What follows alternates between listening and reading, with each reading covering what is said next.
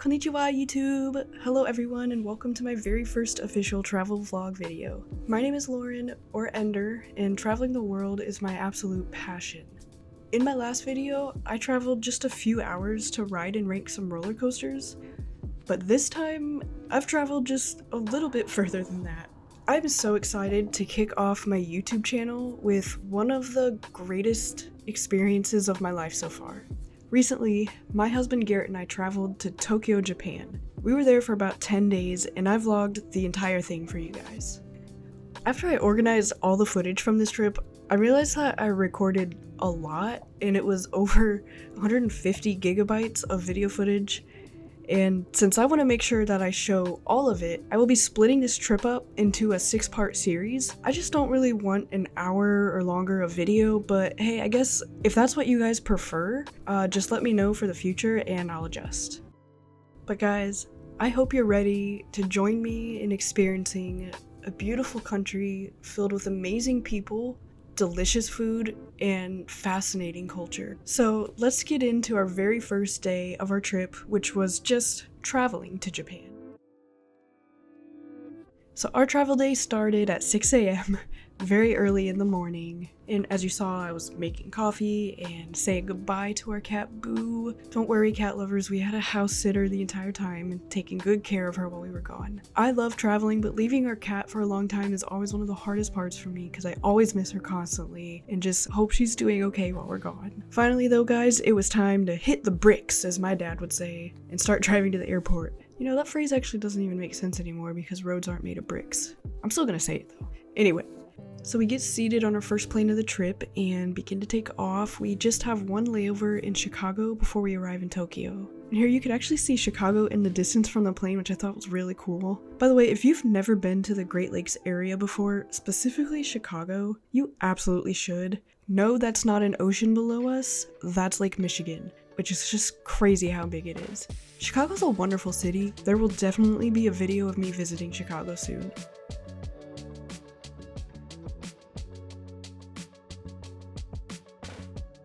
Here we are landing at O'Hare with a slightly rough landing. As you can see, I couldn't hold my hand steady when we touched the ground. But we deboard, and of course our connecting flight's gate is practically on the other side of the airport, so we walk what feels like 100 miles to get there. But thankfully our layover was about 2 hours, so we had plenty of time. We finally make it across the airport and confirm that our gate exists as tradition. Then we buy some snacks and just sit at our gate for a little bit. We still had over an hour until we started boarding, so I just watched some YouTube while Garrett read his Kindle. And then before we knew it, we begin boarding our 13-hour flight to Tokyo. This is a hot take, maybe, but I usually enjoy long flights. If it's international, you usually get like complimentary wine, which we're drinking here by the way, and also free food, and there's lots of movies to watch. Like, it's just a chill time where you can vibe and relax. Well, you can try to relax because the seats are definitely not comfortable. However, 13 hours was pushing it for me. My back and my knees were aching around 9 hours in. But thankfully it did eventually end, and it was a very smooth flight, and we finally safely land in Tokyo, Japan. Guys, I was so excited here despite being jet lagged. Seeing all the signs in Japanese and hearing these little walking escalator thingies. I don't know what they're called. But hearing them talk to us in Japanese was keeping me awake with all this jet lag. I was just so excited. But we made it through customs and immigration, which took maybe an hour. It was really easy, honestly, especially if you fill out the Visit Japan website before and it gives you a QR code. You fill out all the things you're declaring and then you scan it and then you're good to go. It's very easy. But we finally made it out with our luggage and we were free to explore Tokyo. So I didn't record it, but we found an ATM and withdrew some yen bills because I read that many places in Japan are cash only. And then we acquired our welcome Suica card from a kiosk at the airport. I did want to record that to show you guys the process, but I completely forgot. I'm sorry, my bad. If you don't know, the Suica card can be used for a lot of purchases across Japan, but mainly we used it for the public transportation, which you'll see me use in future vlogs. The Welcome Suica is designed for short-term stays, so it's popular with tourists, and I highly recommend that you get one if you visit Japan. The public transportation in Japan is so easy to follow and it's so easy to navigate, and there's English on all the signs, at least in Tokyo, and the trains talk, and they'll talk in Japanese and English, so it's very easy to figure out where you're going even if you don't really speak any Japanese. This shot right here was my very first time really seeing the streets of Tokyo, which I just thought looked so cool, so I had to stop and get a quick shot even though we were like in the middle of transferring trains, but I just had to get it real quick. So after a lot of hopping trains and walking, we finally make it to our Airbnb. And at this point, guys, we had been up for over 24 hours. Even though we left the US on Friday, it was actually Saturday evening in Japan when we finally got settled in our Airbnb, so we just decided to relax and get some rest so we were ready for the next day. The next day, I woke up at 5:30 a.m. because of the jet lag, but Garrett was still sleeping here, so I decided to give a quick tour of our Airbnb.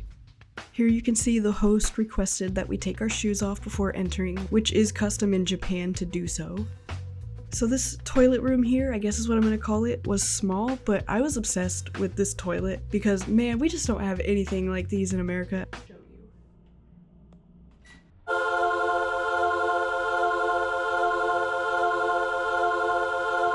But I'm not exaggerating, every toilet I came across in Japan, even the public restroom ones, were like this or similar. What was your favorite part about Japan? The toilets. Next is this little kitchen that was really cute, but we didn't really use it much except to store lots of stuff in the mini fridge.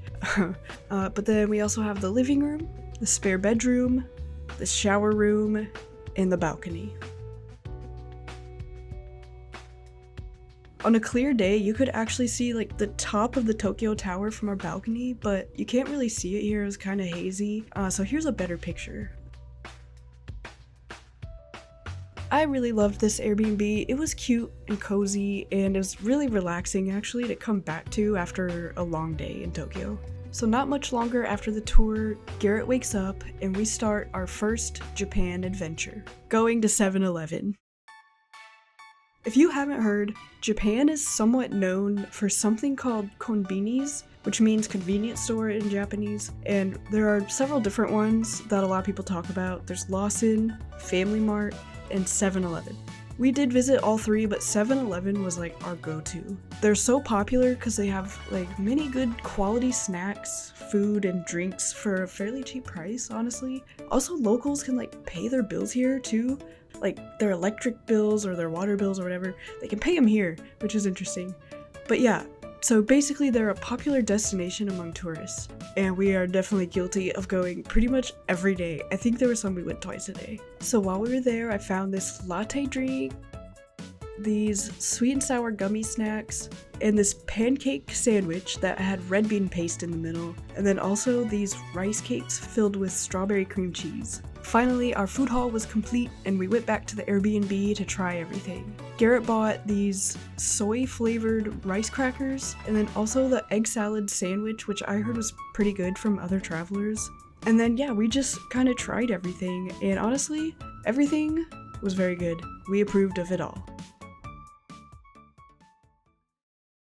So unfortunately, after 7-Eleven, Garrett actually had to go back to sleep because he was starting to get a really bad migraine. And so while he was kind of trying to get rid of it and recover, I decided to go on a quick walk to a nearby park.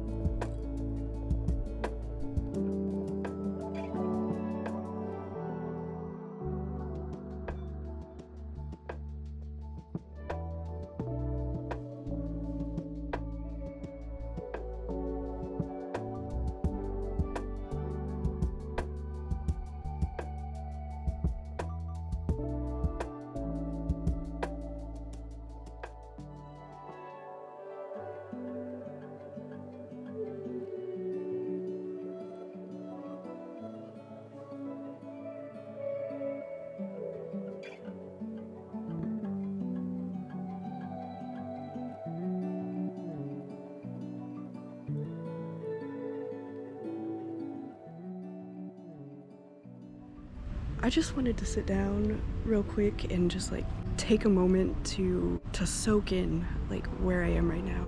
I'm in Japan right now. Why?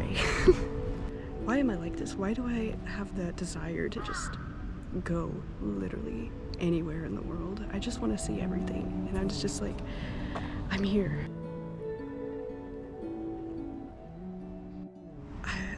I'm just gonna enjoy the moment for a sec. So after that, I'm going to head to Family Mart and get some snacks and bring them back to Garrett, who is unfortunately still sleeping, poor guy.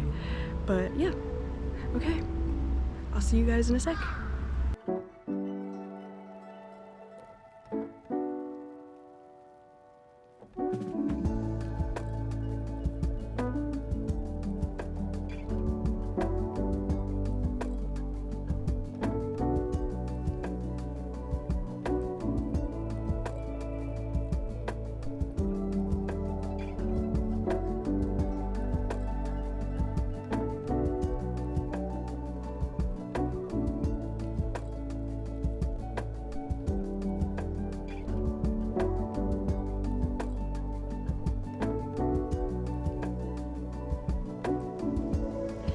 To get food. Ramen. How are you feeling? Feeling so much better. Good. Glad to hear. We're going to get some ramen and then we're going to go to Tokyo Tower. Yeah. We'll see you in a sec.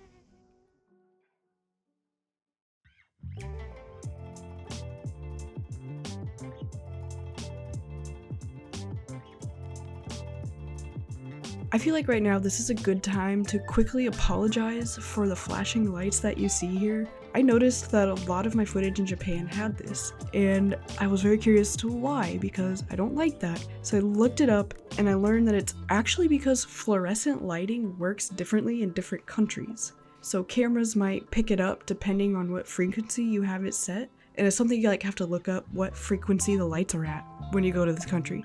So yeah, I guess you live and you learn. I'm a beginner travel vlogger, so yeah, I'm sorry, but I know it for now and I'll adjust for next time. I will try to minimize it as much as I can with some video editing and try to show small snippets so I don't hurt your eyes. But yeah, I just wanted to apologize. I'm sorry that there's so many flashing lights. I know better now.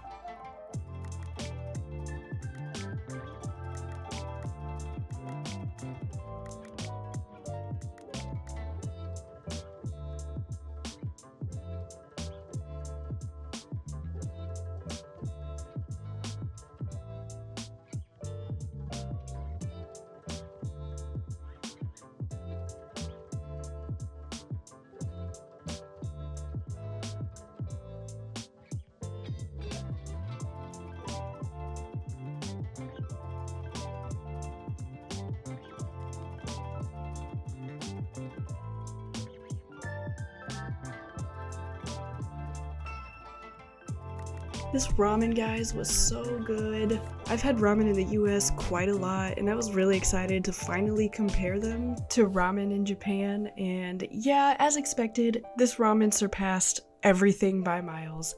10 out of 10.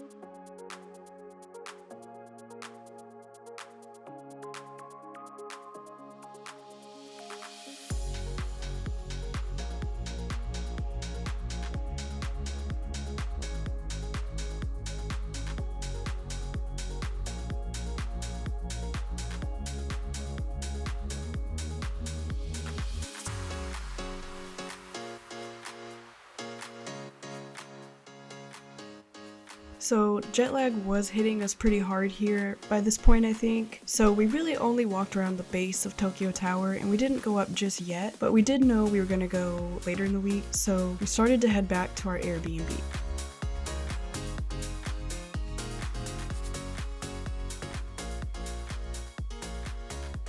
And that concludes day 2 of our trip and the end of this video. The day didn't go quite as planned because of Garrett's migraine, but that's perfectly okay, and we still managed to eventually get out and enjoy Tokyo in the evening anyway.